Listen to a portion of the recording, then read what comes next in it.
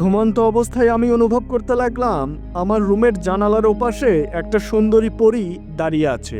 অপরূপ সৌন্দর্যের অধিকারী পরীটি দেখতে অবিকল মানুষের মতো, দেখতে কোনো নারীর মতো। তারপর সেই পরীটি আস্তে আস্তে ধুয়ো আকৃতি হয়ে আমার রুমের জানালার পাশ দিয়ে, মানে জানালার ভিতর দিয়ে আমার রুমের মধ্যে প্রবেশ করে। তারপর সে আমার মাথার সামনে এসে দাঁড়ায়। আমাকে এমনভাবে দেখতেছিল সে যেন কত জনম ধরে আমাকে দেখেনি। আমি তাকে দেখে ভয় পাচ্ছিলাম, কিন্তু তার হাসি বলে দিচ্ছিল আমাকে দেখে ভয় পাওয়ার কিছু নেই। আমি তোমাকে ভালোবাসা দিতে এসেছি, তোমাকে ভয় দেখানোর জন্য আসি নাই। কিন্তু তারপরও আমি ভয়ে কাঁপতেছিলাম। বন্ধুরা, এই বিষয়টা আমার সাথে বাস্তবেই ঘটে যাচ্ছিল, কিন্তু সেটা আমি স্বপ্নের মাধ্যমে অনুভব করতেছিলাম। একটা সময় সে তার কোমলমতি সুন্দরী হাত আমার মাথার উপর রাখে, আমার কপালের উপর রাখে। তার সুন্দরী হাত এতটা ঠান্ডা যে আমার হৃদয় একদম পুরোপুরি শান্ত হয়ে যায়। তখন ছিল গ্রীষ্মকাল, যার কারণে আমি প্রত্যেক দিন জানালা খুলে রেখে ঘুমাতাম।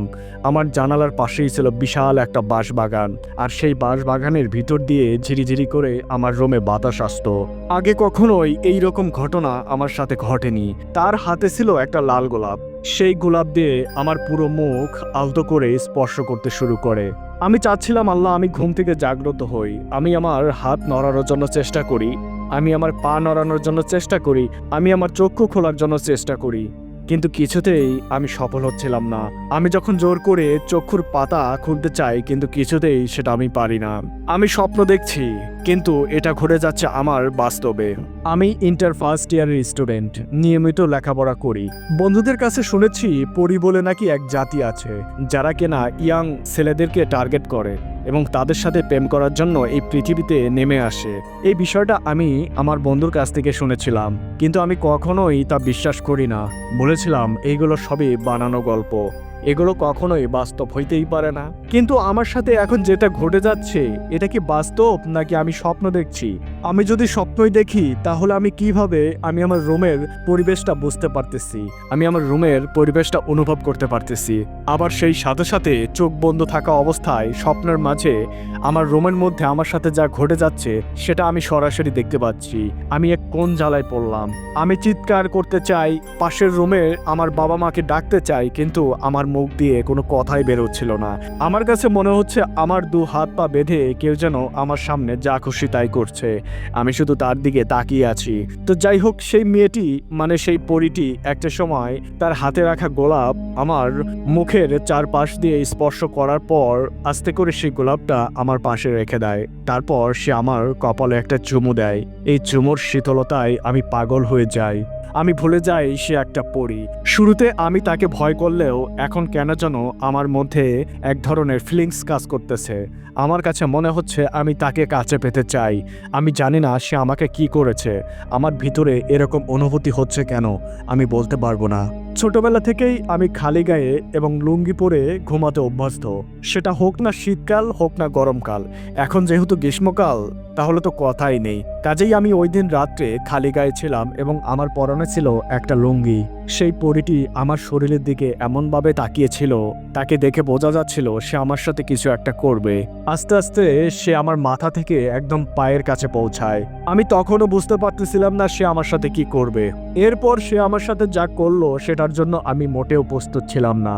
তারপর আবারও আমার মাথার সামনে আসে এবং আমার মাথা নেড়ে দিতে শুরু করে।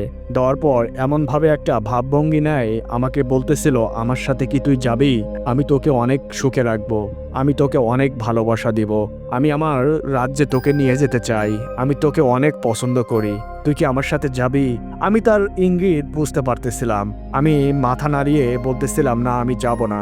আমি যখন ভয়ে কাতরাতেছিলাম এবং তাকে বারবার বোঝাইতেছিলাম, প্লিজ আমাকে নিয়ে যেও না, আমি তোমার সাথে যাব না, আমার সাথে যা করেছো, কিন্তু আমাকে আমাদের বাসা থেকে নিয়ে যেও না। তারপর একটা সময় সে আমাকে সান্ত্বনা দিল, আমাকে বোঝাচ্ছিল আচ্ছা ঠিক আছে, সমস্যা নাই, আমি তোমাকে আমার রাজ্যে নিয়ে যাব না, কিন্তু আমি মাঝে মাঝেই তোমার কাছে আসব, তোমাকে অনেক বেশি ভালোবাসা দিব। তখন আমি আর কোনো কথা বলি না। তারপর দেখি একটা সময় আবারও সে ধোয়া আকৃতির রূপ ধারণ করে আমার জানালার শিকের ফাঁক দিয়ে বের হয়ে আকাশের দিকে উড়ে যায়, অর্থাৎ আমার চোখের আড়াল হয়ে যায়। তার মিনিট 5 পরেই আমার ঘুমটা ধাম করে ভেঙে যায়।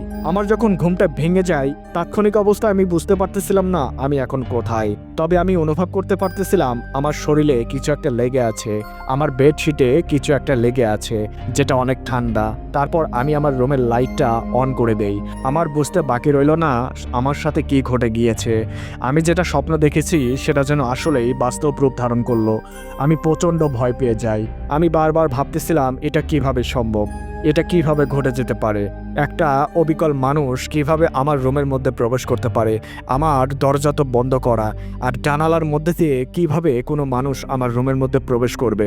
বন্ধুরা, সে যে একটা পড়ে ছিল এই জিনিসটা আমি বুঝতে পারি বেশ কিছুদিন পর। তখনও কিন্তু আমি জানতাম না সে একটা পরী, আর যখন জেনেছি সেটাও একটা কাহিনী। আপনারা শুনতে থাকুন, সমস্ত ঘটনা আমি আজকে আপনাদের সামনে শেয়ার করব। যাই হোক, নিজেকে অনেক বেশি পরিমাণ সান্ত্বনা দিয়ে আবারও আমি সেই রাত্রে ঘুমিয়ে গেলাম। ঘুম থেকে জাগ্রত হলাম সকাল 6টার দিকে। সকাল 7টা থেকে আমার কেমিস্ট্রি প্রাইভেট, তারপরে আমি আমার কলেজে চলে যাব। কাজেই আমি একবারেই সকালে বের হই, কলেজ শেষে বিকেলবেলা বাড়িতে ফিরি। স্বাভাবিকভাবে আমি সকালবেলা গোসল দেই না যদি না আমার সাথে এরকম ঘটনা না ঘটে।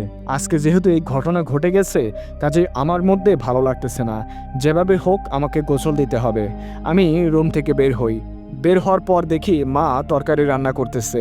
মাকে বললাম, মা কত দূর? মা বলল, হয়ে গেছে, তুই রেডি হ, রেডি হয়ে খাইতে আয়। আমি বললাম, মা আমার মাথা ব্যথা করতেছে, আমি একটু গোসল দেব। তো মা বলল, তাড়াতাড়ি গোসল দিয়ে আয়, তরকারি কিন্তু হয়ে গেছে। আমি তখন সাবান দিয়ে ভালোভাবে গোসল করলাম। গোসল করে খাওয়া দাওয়া করে যথারীতি প্রাইভেটে চলে গেলাম। অন্য সব দিনের মতোই এদিনও আমার সাথে ভালোই কাটে। প্রাইভেট শেষ করার পর আমি কলেজে যাই। তারপর বন্ধুদের সাথে খেলাধুলা করি, ক্লাস করি। যথারীতি ক্লাস যখন শেষ হয়ে যায় আবারও বাড়িতে ফিরে আসি। আমি ভুলেই গিয়েছিলাম সেই দিন রাত্রে আমার সাথে কি ঘটে গিয়েছিল। তো যথারীতি যেভাবে আমার জীবনযাপন চলতেছিল আমি সেভাবেই সেই দিনটা পার করে দিই। আবারও সন্ধ্যার দিকে আমি পড়াশোনায় ব্যস্ত হয়ে যাই। 10টা পর্যন্ত পড়াশোনা করে খাবার দাবার খেয়ে আবারও শুয়ে পড়ি। আনুমানিক ঠিক রাত 2টা পর আবারও আমি অনুভব করতে থাকি আমার রুমের জানালার ওপাশে একজন দাঁড়িয়ে। যে দাঁড়িয়ে সে অপরূপ সৌন্দর্যের অধিকারী। তার 2 হাত ছিল এবং 2 হাতের পাশে একজোড়া ডানাও ছিল। আমি এইবার স্পষ্ট বুঝতে পারলাম সে একটা পরী। সে একটা নীল ড্রেস পরেছিল। তার চোখে মুখে ভালোবাসার আভাস সুস্পষ্ট। সে যেন অপেক্ষায় আছে আমি তাকে বলি, আমিও তোমাকে ভালোবাসি। তার মুখ দিয়ে যেন আলোর জ্যোতি চারদিকে বিচ্ছরিত হচ্ছে। সেই আলো আমার রুমে প্রবেশ করে আমার রুমও যেন আলোয় আলোকিত হয়ে গিয়েছে। একটা সময় সে আবারও ধোঁয়ায় পরিণত হয়ে যায়। তারপর আমার রুমের জানালার ফাঁক দিয়ে আবারও আমার রুমের মধ্যে প্রবেশ করে। তারপর সে ধোঁয়া থেকে মানুষের রূপ ধারণ করে। এই জিনিসটা দেখে আজকে আমি আরো বেশি ভয় পেয়ে যাই। আজকে আমার মাঝে কোনো রকমের উত্তেজনা কাজ করতেছে না। আবারও আমি আমার চোখ খোলার জন্য চেষ্টা করি, হাত পা নড়াচড়া করার জন্য চেষ্টা করি, কিন্তু কিছুতেই আমি সফল হচ্ছিলাম না। আমার স্পষ্ট মনে আছে গত রাত্রে আমার সাথে কি ঘটেছিল। আমি যদি স্বপ্নে দেখতাম তাহলে তো আমার মনেই থাকতো না গত রাতে আমার সাথে কি ঘটেছিল। আমার সাথে বাস্তবে যেটা ঘটে যাচ্ছে ঘুমের মধ্যে স্বপ্নে আমি সেটাই যেন দেখতে পাচ্ছি। আজকেও তার হাতে একটা লাল টকটকে গোলাপ ছিল। সেই গোলাপটা আবারও আমার পাশে নিয়ে আসে, তারপর আমার মুখের পাশে স্পর্শ করে। আমার গা যেন শিহরিত হয়ে যাচ্ছিল। একটা পর্যায়ে সে আমার কপালে চুমু দেয়। সত্যি বলতে কি বন্ধুরা, এটা যখন আমার সাথে ঘটে তখন আর আমি নিজেকে ঠিক রাখতে পারি না। এটার পরপরই আমার সাথে এক ধরনের ঘটনা ঘটে যায়। আমি আর নিজেকে ঠিক রাখতে পারি না, আর সেই সুযোগটাই সে তখন নেয়। তার যখন চাহিদা পূরণ হয়ে যায় তারপরেই সে আমার বেড থেকে নিচে নামে। তারপর আবারও আমার কপালে একটা চুমু দেয়, আমাকে অনেক আদর করতে শুরু করে, আমাকে জড়িয়ে ধরে আমার কানের কাছে বলতে থাকে, তুমি কি আমার সাথে যাবা? আমি তোমাকে অনেক সুখে রাখবো, আমি তোমার জন্য অপেক্ষায় আছি, আমি তোমাকে কাছে পেতে চাই, আমি তোমাকে ভালোবাসি। তুমি একবার শুধু আমাকে বলো তুমিও আমাকে ভালোবাসো, আমি তোমাকে আমাদের রাজ্যে নিয়ে যাব, আমি তোমাকে আপন করে নিব। অনেক কথা বলার পর আমি যখন ভয়ে কাঁপতে শুরু করি সে তখন আমাকে ছেড়ে দেয়। তারপর আমার মাথার পাশে দাঁড়িয়ে আমার দিকে তাকিয়ে হাসতে থাকে আর ইশারা দিয়ে বোঝাতে থাকে, আমি কি তোমাকে এখন নিয়ে যাব আমাদের রাজ্যে? কিন্তু তখন আমি তাকে বোঝাতে শুরু করি, আমি যাব না, প্লিজ আমাকে নিয়ে যাও না, আমার সাথে যা করেছো প্লিজ আমাকে নিয়ে যাও না। সকালবেলা যদি আমার বাবা মা দেখে আমি আমার রুমের মধ্যে নাই তাহলে তারা অনেক চিন্তায় পড়ে যাবে। আমি আমার বাবা মাকে কষ্ট দিতে চাই না, প্লিজ আমাকে নিও না। তারপর সেই পরীটি আমাকে আশ্বস্ত করে, আচ্ছা ঠিক আছে, আমি তো তোমাকে ভালোবাসি, যেটা করলে তোমার অনেক ক্ষতি হয়ে যাবে সেটা আমি তোমার সাথে কখনোই করব না। তবে মনে রেখো আমি তোমাকে অনেক ভালোবাসি, তোমাকে কোনো একদিন আমাদের রাজ্যে নিয়ে যাবই। তবে সেই দিন তুমি নিজেই আমাকে বলবা আমাকে তোমাদের রাজ্যে নিয়ে যাও। আমি সেই দিনের অপেক্ষায় থাকলাম। এরপরে সেই পরীটি আবারও ধোঁয়া আকৃতির রূপ ধারণ করে আবারও জানালা দিয়ে বের হয়ে যায়।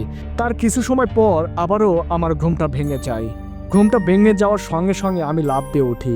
তারপরে আবারও আমি আমার রুমের লাইটটা অন করে দেই। আমি সত্যি অস্বস্তি অনুভব করতে লাগলাম, আর আমি চিন্তা করতে লাগলাম আমার সাথে এগুলো কি ঘটে যাচ্ছে। এটা তো অস্বাভাবিক ঘটনা। আমি স্বপ্নে যা দেখি সেটা কিভাবে বাস্তব রূপ ধারণ করলো। আমার যখন ঘুম ভেঙে যায় তারপরে আমি অনুভব করতে থাকি আমার রুমের মধ্যে এক ধরনের অন্যরকম স্মেল, যেটা আসলে কোনো পারফিউমের গন্ধ হতে পারে না। এই পৃথিবীতে এইরকম স্মেল আমি কখনোই পাই নাই, এতটাই সুগন্ধ যেটা আমি ভাষায় প্রকাশ করতে পারবো না। তারপরে আমি আবারও একটা নতুন লুঙ্গি পরিধান করি, নিজেকে কিছুটা পরিষ্কার করার পর আবারও আমি বিছানায় শুয়ে পড়ি। আমি ভাবতেছিলাম আমি আমার বাবা মাকে ডাক দেব কিনা, কিন্তু আবারও এটাও ভাবতেছিলাম আমি এই ঘটনাগুলো আমি আমার বাবা মার সাথে কিভাবে শেয়ার করব। এটা তো আসলে শেয়ার করার মতো কোনো ঘটনা না। আমি যদি কোনোভাবে তাদের সাথে শেয়ারও করি তারা কখনোই বিশ্বাস পাবে না। আমি তখন আমার রুমের জানালাটা বন্ধ করে দেই। আমি তখন পুরোপুরি অনুভব করতে লাগলাম না, এটা কোনো স্বাভাবিক ঘটনা না, এটা নিশ্চয়ই সেই জিন জাতির কাজ, যেটা আমি আমার বন্ধু থেকে শুনেছিলাম। পরীরা নাকি পৃথিবীতে আসে রাত্রেবেলায়, সুন্দর ছেলেদের রুমে প্রবেশ করে তারা তাদের চাহিদা ইচ্ছামতো পূরণ করে আবারও চলে যায়। যেটা আমি শুনেছিলাম আমার বন্ধুর কাছ থেকে, সেটাই তো ঘটে যাচ্ছে আমার সাথে। আমি মনে মনে স্থির করলাম আগামীকাল সকালবেলায় আমি আমার বন্ধুর সাথে কথা বলবো প্রাইভেটে। বন্ধুরা, যথারীতি ঘুম ভাঙে আমার সকাল 6টার দিকে। তারপর আমি রুম থেকে বের হই, কিন্তু আমার শরীরটা খুবই খারাপ, আমার অনেক দুর্বল লাগতেছিল। তো যাই হোক, ঘুম থেকে উঠে আবারও আমি গোসলটা করে ফেলি। মা বলতেছিল, কিরে প্রত্যেকদিন গোসল কেন করতে হবে, তোর তো এমনিতেই ঠান্ডার সমস্যা। আমি বলতেছিলাম, মা আমি তো অনেক লেট করে আসি, আস্তে আস্তে বিকাল হয়ে যায়, বিকেলবেলা গোসল দিতে আমার ভালো লাগে না। মাকে কোনো মতো ম্যানেজ করি। আবারও রুমে প্রবেশ করে খাওয়া দাওয়া করে আমি রেডি হয়ে প্রাইভেটে চলে গেলাম। প্রাইভেটে যাওয়ার পর আমার যে বন্ধুটা আমাকে এই কথাটা বলেছিল, আমি আমার সেই বন্ধু যার নাম কিনা রাজু, আমি রাজুকে বললাম, রাজু তোর সাথে আমার কিছু কথা আছে। সে বলল, বল। আমি বললাম, না এখন বলা যাবে না, প্রাইভেট শেষ হোক, কলেজে যাওয়ার পর তোর সাথে আমি কথা বলবো, তুই আমাকে একটু মনে করে দিস। রাজু বলল, আচ্ছা ঠিক আছে, আমি তোকে মনে করে দেব। তারপর সেই দিন প্রাইভেট শেষ করে আমরা কলেজে চলে গেলাম। এটা আমি কিভাবে ভুলবো, যেটা কিনা অস্বাভাবিক ঘটনা আমার সাথে ঘটে গেছে। কাজেই তার বলার আগেই আমি তাকে ডাক দিলাম, বললাম, রাজু আমার সাথে আয় তো। তারপর রাজু আমার পিছে পিছে আসতে শুরু করলো। তাকে নিয়ে আমি কলেজ মাঠের এক কর্নারে গেলাম, যেখানে সচরাচর কেউ যায় না। তারপর দুজন বসলাম। সে আমাকে বলল, কি রে তুই এত সিরিয়াস, কি এমন বলবি, একদম কর্নারে নিয়ে আসলি, এখানে তো কেউ আসে না। আমি বললাম, কেউ আসে না এটাই তো ভালো, আমি তোর সাথে কিছু পার্সোনাল কথা বলবো। গত 2 দিন রাত্রে আমার সাথে যা ঘটেছিল আমি তাকে সেটা বলি নাই। আমি কাউকে বিশ্বাস করি না। আমার বন্ধুরা অনেকটা ভালো হলেও যখন তারা কারোর উইক পয়েন্ট পায় সেটা নিয়েই খেপাতে শুরু করে। কাজেই আমার মধ্যে এক ধরনের ভয় ছিলই। আমি তাকে অন্যভাবে জিজ্ঞাসা করলাম, আচ্ছা তুই যে আমাকে একটা কথা বলেছিলি তোর কি মনে আছে? সে আমাকে বলল, কোন কথা? আমি তখন তাকে বললাম, তোর সাথে যেদিন আমার অনেক জ্ঞানজাম হয়েছিল তোর মনে আছে? তুই আমাকে বলেছিলি পরীরা পৃথিবীতে আসে, সুন্দর ছেলেদেরকে টার্গেট করে, তারপর সেই ছেলেদের সাথে মজা নেয়, তারপর তারা আবার তাদের রাজ্যে ফিরে যায়। সে আমাকে বলল, হ্যাঁ মনে থাকবে না কেন, এটা তো সত্য কথা, তুই তো সেই দিন আমার সাথে পাঙ্গা নিলি, তুই তো কিছুতেই মানতে চাইলি না। আমি বললাম, বন্ধু সেই দিন কি হয়েছিল আমি জানি না, কিন্তু এই বিষয়টা আমি বিস্তারিত শুনতে চাই তোর থেকে। সে আমাকে বলল, এত বলার তো কিছু নাই, যেটা বললাম এইটাই বিস্তারিত, এইটাই সত্য ঘটনা। আমি তাকে বললাম, বন্ধু আমি তো জিন পরি বিশ্বাস করি না, আসলে কি জিন পরি নামে কিছু আছে? সে আমাকে বলল, আরে বোকা, জিন পরি একই জিনিস। আমাদের মানুষ কেমন, আমরা সবাই মানুষ, কিন্তু যারা মেয়ে তাদেরকে বলা হয় নারী, আর যারা ছেলে মানুষ তাদেরকে বলা হয় পুরুষ। তেমনি রকম জিন জাতির মাঝেও আছে, জিন জাতির মাঝে যারা ছেলে তাদেরকে বলা হয় জিন, আর যারা মেয়ে তাদেরকে বলা হয় পরী। আর এই পরীগুলোই পৃথিবীতে আসে। তারা মানুষের সান্নিধ্য পেতে অনেক পছন্দ করে, তারা মানুষকে কাছে পেতে অনেক পছন্দ করেন। এটা আমি শুনেছিলাম আমার মামার থেকে। আমার মামা বলতো তারা পৃথিবীতে আসে। কাজেই আমরা যখন ঘুমাই তখন কখনোই জানালা খোলা রেখে ঘুমাই না। তো বন্ধুরা, যা বোঝার আমি বুঝে গেলাম। তার বলার ধরন দেখেই আমি বুঝতে পারলাম এটা চিরন্তন সত্য কথা। যার কারণেই এই বিষয়টা নিয়ে আমি তার সাথে আর কোনো কথা বললাম না। আমি বুঝতে পারলাম সে যা বলেছে তা সম্পূর্ণ সঠিক, আর যদি সঠিক নাই হয় তাহলে পরপর 2 দিন আমার সাথে একই ঘটনা কেন ঘটলো। আমার সাথে যদি স্বপ্নে সেগুলো হতো তাহলে আমার ঘুম ভাঙার পর স্বপ্নের সাথে বাস্তব কিভাবে এতটা মিল হতে পারে। আমার মনটা ভীষণ খারাপ। আমি সারাদিন মনমরা হয়ে থাকলাম। অনেক বন্ধুরা আমার সাথে ইয়ার্কি ফাজলামি করতে আসে। আমি তাদেরকে বলি, দেখ আমার মনটা ভালো নেই, তোরা আজকে অন্তত আমার সাথে ফাজলামি করিস না। আমার মনটা খুবই খারাপ, আমার শরীরটা ভালো না। তারপর তারা আমার কাছ থেকে চলে যায়। ক্লাস শেষ করার পর বিকেলবেলা একটা প্রাইভেট ছিল, সেটাও কমপ্লিট করার পর আবারও বাড়িতে চলে আসি। এসে যথারীতি খাওয়া দাওয়া করি। খাওয়া দাওয়া কমপ্লিট করে রুমের মধ্যে বসেছিলাম আর চিন্তা করতেছিলাম আমার সাথে যা ঘটে যাচ্ছে আমি কি কারোর সাথে শেয়ার করব। কিন্তু এই কথাগুলো আমি কিভাবে শেয়ার করব? এত গোপন কথা, এত পার্সোনাল কথা কারোর সাথে কি ওপেনলি শেয়ার করা যায়? আমি তো এখন প্রাপ্তবয়স্ক, আমার নিজের মাঝেও তো আত্মসম্মান আছে। এই কথাগুলো আমি কিভাবে শেয়ার করব? আমি তখন সিদ্ধান্ত নেই না, আপাতত আমি কারোর সাথে শেয়ার করব না। আর কয়েকদিন দেখি আমার সাথে একই ঘটনা ঘটে কিনা, এবং সেই সাথে আমি সিদ্ধান্ত নেই আজকে রাত্রে আমি আমার জানালাটা বন্ধ করে ঘুমাবো, দেখি আমার সাথে কি ঘটে। যথারীতি সেদিন রাত্রে আবারও খাওয়া দাওয়া কমপ্লিট করে কিছুটা পড়াশোনা করে শুয়ে পড়ি, কিন্তু কিছুতেই যেন ঘুম আসতেছিল না। আমি খুবই টেনশনে ছিলাম, এজন্যই আমার ঘুম আসতেছিল না। আমি এতটাই বাজেভাবে টেনশন করতেছিলাম, আমি আরও ঘেমে যাচ্ছিলাম। ঘুমানোর জন্য আমি অনেক চেষ্টা করি, কিন্তু কিছুতেই আমার যেন ঘুম আসলো না। এভাবে থাকতে থাকতে 2:30টার দিকে আমার ঘুম আসে এবং আমি তখন সত্যি সত্যি ঘুমিয়ে যাই। আমি যখন গভীর ঘুমিয়ে গেলাম তখন আমি অনুভব করতে লাগলাম আমার জানালার পাশে কে যেন দাঁড়িয়ে আমার জানালাটা নাড়াচাড়া করতেছিল আর কি যেন ভাষায় কথা বলতেছিল। এই ভাষাটা আমি বুঝতে পারবো না। তারপরই দেখলাম ধাম করে আমার জানালাটা খুলে গেল। আমি তো অবাক হয়ে গেলাম। আমি তখন ভাবতে লাগলাম আমি তো জানালা লাগিয়েই ঘুমিয়েছিলাম, তাহলে কিভাবে জানালাটা খুলে গেল? ভয়ে আমার হাত পা কাঁপতেছিল। এই নিয়ে 3য়বারের মতো আমার সাথে ঘটনা ঘটে যাচ্ছে। এটা তো কখনো কল্পনা অথবা স্বপ্ন হতেই পারে না। আমি তখন পুরোপুরি নিশ্চিত হই এটা আমার সাথে বাস্তবেই ঘটে যাচ্ছে, কিন্তু আমি কিছুতেই চোখ খুলতে পারতেছিলাম না, চিৎকার করতে পারতেছিলাম না, হাত পা নড়াচড়া করতে পারতেছিলাম না। আমি দেখতে পাইলাম আবারও সেই সুন্দরী পরীটি আমার জানালা দিয়ে প্রবেশ করলো এবং আমার সামনে দাঁড়ালো। আজকেও তার হাতে একটি গোলাপ, সেই গোলাপ দিয়ে আমার মুখ স্পর্শ করলো। তারপরে আমার কপালে একটা আলতো করে চুমো দিল। আমার শরীর কাঁপতে শুরু করতেছিল। একটা সময় সেই পরীটি আবারও আমার বেডের উপর ওঠে। একটা পর্যায়ে তার চাহিদা যখন শেষ হয়ে যায় আবারও বেড থেকে নিচে নামে। তারপর আবারও আমার কপালে চুমো দেয় এবং আমাকে অনেক ধন্যবাদ জানায়, আমার কাছে অনেক কৃতজ্ঞতা প্রকাশ করে আর বলে আমার সাথে যাবা কিনা। বরাবরের মতো আমি তাকে নিষেধ করি। তারপর সেই জিনিসটা সে শোনে, আবারও সে জানালা দিয়ে বের হয়ে চলে যায়। সে যখন বের হয়ে চলে যায় আমার ঘুমটা ভেঙে যায়। আমি দ্রুত লাফ দিয়ে মেঝেতে দাঁড়িয়ে পড়ি, সঙ্গে সঙ্গে লাইটটা অন করে দেই। অন করে জানালার পাশে যাই, জানালার দিকে এদিকে ওদিকে তাকাতে থাকি, কাউকে আমি দেখতে পাই না। তো যাই হোক, আমি তখন বারবার চিন্তা করতে লাগলাম জানালাটা কিভাবে খুললো। আমি তো খুব ভালোভাবেই সেটা লাগিয়েছিলাম। আমি জানালার সিটকেনিটা ভালোভাবে দেখি সিটকেনি ভাঙা ছিল কিনা, কিন্তু আমি দেখতে পাইলাম জানালার সিটকেনি একদম ভালো, লাগাইলে সেটা কোনো মানুষ খুলতে পারবে না। তাহলে এই সিটকেনি কিভাবে খুললো সেটা আমার মাথায় এখনো ধরছে না। আমি সঙ্গে সঙ্গে মেঝেতে বসে যাই, বসে আল্লাহর কাছে বলতে থাকি, আল্লাহ এটা আমার সাথে কি ঘটে যাচ্ছে, আমাকে রক্ষা করো, আমাকে বাঁচাও, আমাকে বাঁচাও। এমন এক সমস্যা আমাকে দিলা, এই সমস্যাটা আমি কারোর সাথে শেয়ারও করতে পারতেছি না। আমি যে কারোর থেকে সাহায্য চাবো, কিন্তু এই কথা তো আমি কাউকে বলতেই পারতেছি না। এটা তো বলার মতো কোনো কথা না। তো যাই হোক, তারপর আমি নিজেকে পরিষ্কার পরিচ্ছন্ন করে আবারও শুয়ে পড়ি। শুয়ে পড়ার 5 মিনিটের মধ্যে আমি ঘুমিয়ে যাই। আমার শরীর প্রচুর ক্লান্ত, অনেক ক্লান্ত। আজ 3 দিন যাবৎ আমার সাথে এরকম হয়ে যাচ্ছে। সকালবেলা আমি তো নিজে নিজে ঘুম থেকে জাগ্রত হই, কিন্তু আমার শরীর এতটাই ক্লান্ত ছিল, সকাল 6টার দিকে আমার মা আমাকে ডাকতেছিল। তার ডাক শুনেই আমার ঘুমটা ভেঙে যায়। তারপরেই আমি ঘুম থেকে উঠি। আমি যখন মাটিতে পা দেই, মানে আমার মেঝেতে পা দেই, আমার মাথাটা খুবই ঘুরতেছিল। মনে হচ্ছিল আমি বোধহয় পড়ে যাব, আমি এতটাই দুর্বল হয়ে গিয়েছি। যাই হোক, অনেক কষ্টে আবারও রুম থেকে বের হই। একটা গামছা লুঙ্গি নিয়ে আমি আমার ওয়াশরুমে প্রবেশ করি, সেখানে গোসল দিই। গোসল দিয়ে যথারীতি খাবার দাবার করে আবারও কলেজের উদ্দেশ্যে রওনা দেই। বন্ধুরা, আমার সাথে যে ঘটনাগুলো ঘটে গিয়েছে এই কথাগুলো আমি অনেকের সাথে শেয়ার করার জন্য চেষ্টা করেছি, কিন্তু আমি পুরোপুরি শেয়ার করতে পারিনি। যতটুকু আকার ইঙ্গিতে বোঝানোর চেষ্টা করেছি সেই মানুষটি আবার সেটা বোঝেনি। আমি এক মহা বিপদের মধ্যে পড়ে আছি।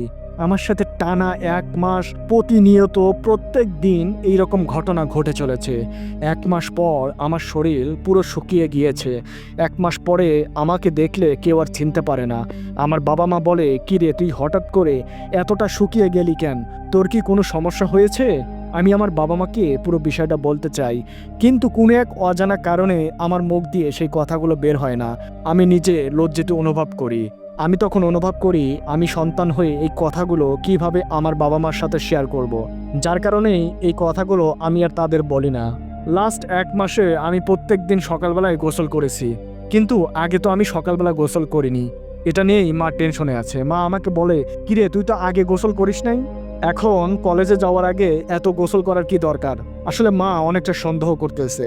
মা যেটা সন্দেহ করতেছিল সেটাতে যে আমার কোনো হাত নাই সেটা তো আমি বোঝাইতে পারতেছি না। আমি মাকে বলি, "মা, আমি তো আস্তে আস্তে অনেক দেরি করে ফেলি, এজন্যই গোসল দেই।" কিন্তু মা আকার ইঙ্গিতে আমাকে বোঝাচ্ছিল, বাজে কাজ করবি না, বাজে কাজ করে শরীর নষ্ট করবি না, পরে কিন্তু অনেক পস্তাতে হবে। কিন্তু কিছুতেই আমি আমার কথাগুলো, আমার মনের মধ্যে থাকা কথাগুলো আমি আমার মাকে বলতে পারি না। আমার বাবা তো একদিন আমাকে ধমকি দিয়ে দেয়, বলে, "প্রত্যেক দিন তোর এত গোসল দিতে হবে কেন? যেদিন ঠান্ডা থাকে সেদিনও তোর গোসল দিতে হবে, কি সমস্যা আমাকে বল?" কিন্তু তখনও আমি কিছু বলতে পারি না। বন্ধুরা, আমার বাবা মা তারা আমাকে নিয়ে সন্দেহ করতেছে। যেটা আমার সাথে ঘটে যাচ্ছে তারা সেটাই সন্দেহ করতেছে, কিন্তু কোন কারণে ঘটে যাচ্ছে সেটা তারা জানে না, আর আমি সেটাও বলতে পারতেছি না। যেই দিন আমার বাবা আমাকে অনেক বেশি পরিমাণ বকাঝকা করে সেই দিন আমার মনটা অনেক বেশি খারাপ ছিল। সেই সাথে সাথে সেই পরিটির উপর আমার অনেক বেশি পরিমাণ রাগ হচ্ছিল। আমি সেই দিন রাত্রে সিদ্ধান্ত নেই আজকে আমি ঘুমাবো না। আমি আজকে দেখতে চাই সে কখন আমার কাছে আসে, আর আমি তাকে কিছু কথা বলবো, কেন সে আমার সাথে এরকম করতেছে, কেন আমার জীবনটা নষ্ট করে দিচ্ছে। যার কারণেই আমি সিদ্ধান্ত নেই আজকে ঘুমাবো না। বন্ধুরা, এর আগেও আমি সিদ্ধান্ত নিয়েছিলাম যে আজকে সারা রাত জেগে থাকবো, কিন্তু কিভাবে যেন আমি ঘুমিয়ে পড়ি। তবে আজকে আমি অনেক বেশি পরিমাণ আগ্রহ নিয়ে নিজেকে বুঝাইতেছি আজকে যা হোক না কেন আমি আমার 2 চোখের পাতা এক করব না। যেভাবেই হোক আমি সারা রাত জেগে থাকবো, দেখি সেই পরিটি আমার কাছে আসে কিনা। আমি দোকান থেকে অনেক বেশি পরিমাণ চা কফি কিনে আনলাম। সারা রাত চা খাবো, কফি খাবো, যাতে করে আমার ঘুম না আসে। আমি দেখতে চাই সেই পরিটি আমার রুমে আজ আসে কিনা। বন্ধুরা, রাত আনুমানিক 10টা, তখনও আমি জানালা খোলা রেখেছি। আমি আজকে তার মুখোমুখি হব, আমি তাকে কিছু কথা বলবই যদি সে আসে।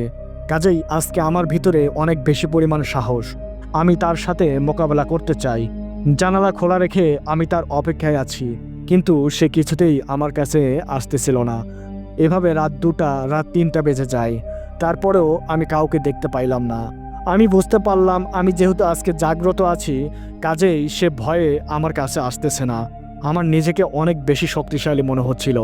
আমি নিজে নিজে বললাম, যে জিনিসটা আমাকে দেখে ভয় পায় তাকে দেখে আমার ভয় পাওয়ার কিছু নেই। আমি তার কাছে জানতে চাই সে কেন বারবার আমার সাথে এরকম করে, কেন আমার জীবনটা নষ্ট করে দেয়। কিন্তু সেই পরিটি তো আমার কাছে আসতেছিল না। আমি অনেক রাগে আমার জানালার পাশে দাঁড়াই। দাঁড়ানোর পর সেই বাঁশঝাড়ের দিকে লক্ষ্য রেখে আমি বলতে থাকি, "তুমি কেন আমার কাছে আসতেছো না আজকে? আমি তো তোমার জন্য আজকে অপেক্ষা করতেছি। প্রত্যেক দিন রাত্রে তুমি আমার ঘুমন্ত অবস্থায় আমার দুর্বলতার সুযোগ নিয়ে আমার সাথে যা ইচ্ছা করে তুমি যাও। আজকে কেন তুমি আমার সামনে আসছো না? আমি তোমার সাথে কথা বলতে চাই। কে তুমি? আমি তোমাকে কিছু কথা বলবো। প্লিজ আমার কাছে আসো। আমি তোমার কোনো ক্ষতি করব না, জাস্ট আমি তোমার সাথে কথা বলবো। তুমি যদি এখানে থেকে থাকো তাহলে আমি তোমাকে বলতে চাই তুমি নাকি আমাকে ভালোবাসো। সেই ভালোবাসার কসম দিয়ে তোমাকে বলছি, তুমি যদি এখানে থাকো, আমার রুমের মধ্যে প্রবেশ করো, আমাকে দেখা দাও, আমি তোমার সাথে কথা বলবো।" কিন্তু বন্ধুরা, আমি বেশ কিছুক্ষণ এরকম চেঁচামেচি করার পরও আমার রুমের মধ্যে কেউ আসলো না। পাশের রুম থেকে আমার বাবা মা বলতেছিল, "কিরে, চেঁচামেচি করতেছিস কেন? চিৎকার করে কি বলতেছিস? আর এত রাতে তুই এখনো ঘুমাস নাই?" আমি আমার বাবা মাকে বলি, "বাবা, আমি এখনো ঘুমাই নাই, আমি পড়তেছি, কালকে পরীক্ষা আছে, তাই জোরে জোরে চিৎকার করে পড়তেছি যাতে আমার মনে থাকে।"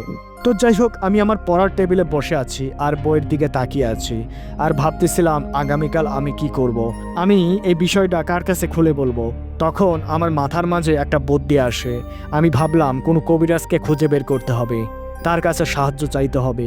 যে কবিরাজ আমাকে চেনে না, আমি তাকে চিনি না, এই রকম একটা কবিরাজ খুঁজে বের করতে হবে, তার কাছে সকল ঘটনা বলতে হবে, সে যদি আমাকে একটু হেল্প করতে পারে। এরকম চিন্তাভাবনা করতে করতেই হঠাৎ করে আমার রুমের লাইটটা বন্ধ হয়ে যায়। তখন আমি মনে করি হয়তোবা কারেন্ট চলে গিয়েছে, কিন্তু আশেপাশে তাকিয়ে দেখি আলো জ্বলতেছে। আমি ভাবলাম কি আবার হইল, আমার রুমের লাইটেই কেন বা বন্ধ হইল।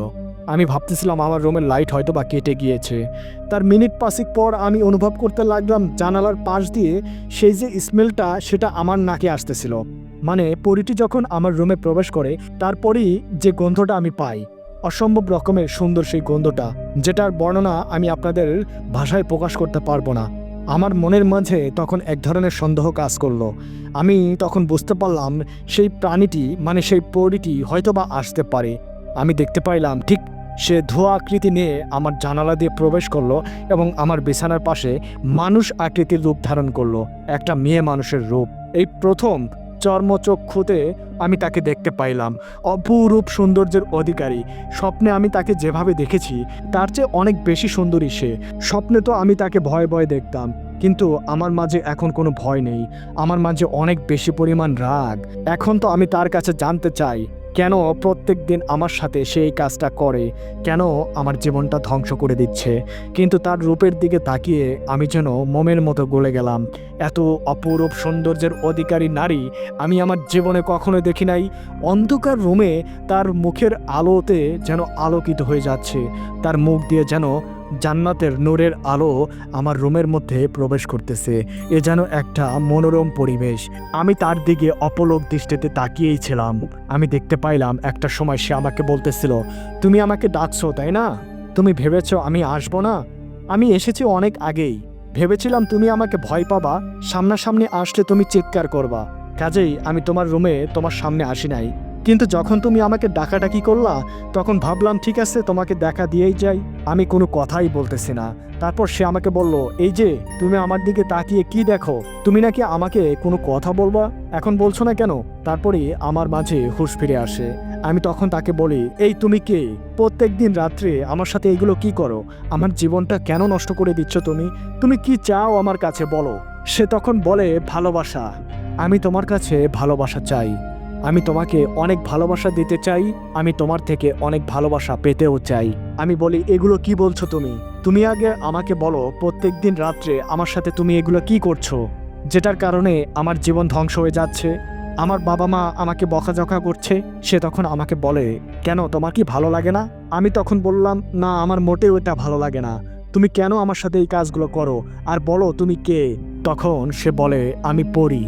আমি আমার রাজ্য থেকে প্রত্যেক দিন রাত্রে তোমার কাছে আসি। তোমাকে দেখে আমার অনেক ভালো লেগে যায়। তোমার কি মনে আছে সেই দিনের কথা? আমি বললাম, কোন দিনের কথা? তখন সে আমাকে বলল, বেশ কিছুদিন আগে সন্ধ্যার পর তুমি তোমার বাড়ির পাশে যে নদীটা আছে সেই নদী দিয়ে হাঁটতেছিলা। সেই দিন জ্যোৎস্না রাত ছিল। হাঁটতে হাঁটতে কখন যে অনেক দেরি করে ফেলছো, অনেক বেশি পরিমাণ রাত হয়ে গিয়েছিল, তুমি বুঝতে পারোনি। তোমার মনে আছে সেই দিনের কথা? তখন বন্ধুরা আমার মনে পড়ে যায় সেই দিনের কথা। ওই দিন বিকেলবেলা আমি হাঁটতেছিলাম, তারপর মাগরিবের আজানটা দিয়ে যায়, কিন্তু আমার কাছে এতটা ভালো লাগতেছিল আমার কিছুতেই বাড়িতে আসার ইচ্ছা করতেছিল না। জ্যোৎস্না রাত, তারপর বেশ কিছু সময় সেই নদীর পাড় দিয়ে হাঁটতে থাকলাম। আমি দেখতে থাকলাম জেলেরা মাছ ধরতেছিল, সেই দৃশ্যটা দেখতেছিলাম আর ঝিরিঝিরি বাতাসে নদীর পাড় দিয়ে হাঁটতেছিলাম। হাঁটতে হাঁটতে অনেক দূর পর্যন্ত আমি হেঁটে এগিয়ে যাই। তারপর যখন আমি বুঝতে পারি আমি অনেক দূর চলে এসেছি, ফিরতে ফিরতে আমার অনেক রাত হয়ে যাবে, তখন আমি ফেরার জন্য প্রিপারেশন নেই। যথারীতি আমি বাড়ির দিকে রওনা দেই। ফিরতে ফিরতে নদীর পাড়ে থাকা অবস্থায় রাত 8টা-9টা বেজে যায়। তখন আমার অনেক বেশি পরিমাণ ভয় লাগতেছিল। তো যাই হোক, আল্লাহ আল্লাহ করতে করতে আমি ভালোই আমার বাড়িতে চলে আসি। সেই দিন আমার বাবা মা আমাকে অনেক বকা দিয়েছিল, কেননা পূর্বে আমি মাগরিবের আজান দেওয়ার পর কখনোই বাইরে থাকিনি। আমি তখন সেই পরীটিকে বললাম, হ্যাঁ আমার মনে আছে, কিন্তু তাই বলে কি তুমি আমাকে এত বড় শাস্তি দিবা? আমি তো তোমার কোনো অন্যায় করিনি। সে আমাকে বলল, আরে বোকা, আমি তো তোমাকে শাস্তি দিচ্ছি না। সেই দিনই তোমাকে আমি প্রথম দেখি। আমি আকাশ দিয়ে উড়ে যাচ্ছিলাম, তারপর আমি তোমাকে দেখতে পাই। অদৃশ্য অবস্থায় আমি তোমার সাথে হাঁটাহাঁটি করছি। তুমি যখন নদীর পাড় দিয়ে হাঁটতেছিলা, তোমার সাথে সাথেও আমি হাঁটতেছিলাম। তোমার সাথে সাথে আমি অনুভব করতেছিলাম সেই রোমান্টিক পরিবেশ। একটা পর্যায়ে আমি সিদ্ধান্ত নেই আমি তোমার সাথে প্রেম করব। আমি তোমাকে কাছে পেতে চাই। সেই দিন আমি তোমার সাথে তোমার বাড়ি পর্যন্ত হেঁটে এসেছিলাম। তোমার বাড়ি পর্যন্ত তোমাকে পৌঁছে দিয়েছিলাম, কিন্তু তুমি সেটা বুঝতে পারোনি। তারপর আবারও আমি ফিরে চলে যাই আমাদের রাজ্যে। আর আমি সিদ্ধান্ত নেই তোমার কাছে আমি প্রত্যেক দিন দেখা করতে আসব। কিন্তু তোমাকে দেখার পর আমার মাথা কাজ করে না। তুমি অনেক সুন্দর। তোমাকে দেখার পর আমার মাঝে এক ধরনের চাহিদা অনুভব হতে থাকে, যার কারণে এই কাজটা আমি করে থাকি। আমি তো আশা করছিলাম এই জিনিসটা তুমিও অনেক পছন্দ করো, যার কারণেই প্রত্যেক রাত্রেই আমি তোমার সাথে এই কাজটা করতেছিলাম। আমি ভেবেছিলাম এই কাজটা করলে তুমি আমাকে আরো বেশি পরিমাণ ভালোবাসবা, কিন্তু তোমার যে এত খারাপ লাগে আমি তো জানতাম না। আমি তখন তাকে বললাম, আমার খারাপ না, তুমি আমার জীবনটা নষ্ট করে দিয়েছো। তুমি তো চলে যাও তোমার চাহিদা পূরণ করে। পরবর্তী সারাদিন আমার সাথে কি ঘটে যায় সেটা কি তুমি জানো? আমার শরীর তো অনেক দুর্বল হয়ে যায়। আমার বাবা মা আমাকে নিয়ে অনেক কথা বলে, অনেক টেনশন করে। আমি কিছুতেই তাদেরকে বোঝাইতে পারি না। তুমি তোমার চাহিদা পূরণ করে চলে যাও আর ভাবো আমার অনেক ভালো লাগতেছে, তাই না? তুমি বুঝতে পারো না, স্বপ্নের মাঝে আমি তোমাকে বারবার বাধা দেওয়ার চেষ্টা করি, তারপরও কেন তুমি সেটা শোনো না? সে আমাকে বলে, আমি তখন নিজেকে কন্ট্রোল করতে পারি না। তোমাকে দেখলে আমি যেন উত্তাল হয়ে যাই। বন্ধুরা, প্রথম পর্ব এ পর্যন্তই। আপনারা যদি দ্বিতীয় পর্ব শুনতে চান অবশ্যই কমেন্ট বক্সে জানাবেন। অনেকেই আছেন আপনারা আমার ভিডিও দেখেন কিন্তু এখনো সাবস্ক্রাইব করেন নাই। দয়া করে চ্যানেলটি সাবস্ক্রাইব করে দিবেন। আর বন্ধুরা, অবশ্যই একটা লাইক, কমেন্ট, শেয়ার করবেন। আপনারা সবাই ভালো থাকবেন, সুস্থ থাকবেন। আল্লাহ হাফেজ।